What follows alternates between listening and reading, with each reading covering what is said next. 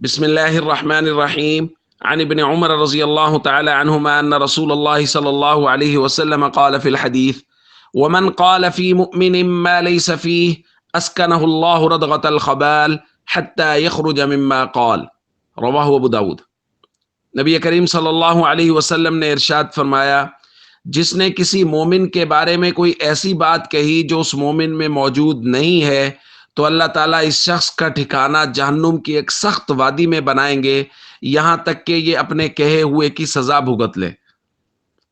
دوستو، اس کو ہمارے ہاں کہتے ہیں بہتان باندھنا۔ کسی کے اندر کوئی بات، کوئی عیب، کوئی برائی نہیں ہے، لیکن کوئی آدمی اس کو بیان یہ کہہ رہا ہے کہ اس کے اندر یہ برائی ہے، اس کو کہتے ہیں بہتان باندھنا۔ اور اللہ کے نبی صلی اللہ علیہ وسلم نے سخت سزا بیان کی ہے۔ بعض لوگوں نے ردغت الخبال کا معنی کیا جہنمیوں کی پیپ، جہنم کا کیچڑ، اس کے اندر اللہ رب العزت اس آدمی کو ٹھکانہ دیں گے جو آدمی لوگوں پر بہتان باندھتا ہے۔ اور ہمارے یہاں جب سے یہ سوشل میڈیا عام ہوا ہے، بہتان بازیاں تو بہت بڑھ گئی ہیں۔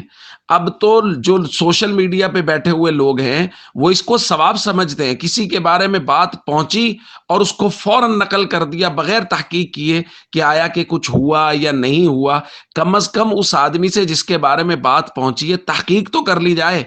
جو لوگ مذہبی رہنما ہیں یا سیاسی رہنما ہیں، ان کے بارے میں ان کی مخالف پارٹی کے لوگ یا وہ لوگ جو ان سے ذہنی ہم آہنگی نہیں رکھتے، وہ لوگ ان کے بارے میں تو ہر بات نقل کرنا جائز سمجھتے ہیں، چاہے وہ ہوئی ہے یا نہیں ہوئی۔